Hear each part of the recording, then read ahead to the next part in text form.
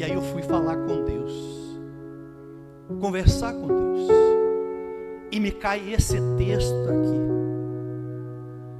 Quando Mefibosete está passando por essa situação, em que a autoestima dele está lá embaixo, e eu conversei com o Senhor, falei com o Senhor: Senhor, não posso continuar desse jeito.